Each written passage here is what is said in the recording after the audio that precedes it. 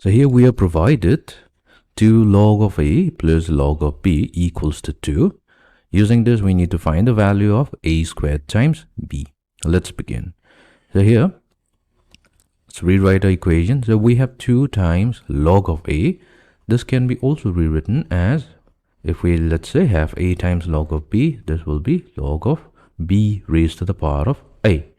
That means 2 log of a will become log of a squared plus log of b equals to 2.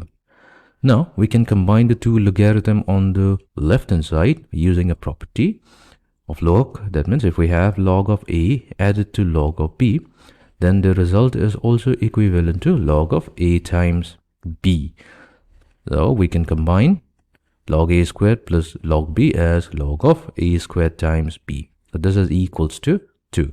Now we have to find out the value of a squared times b. So here we have a squared times b, but we have log also. So we need to use the definition of logarithm. That means if we have log of a to the base of b, and let's say if this value is equals to c, then a will be equals to b raised to the power of c. So they are equivalent statement.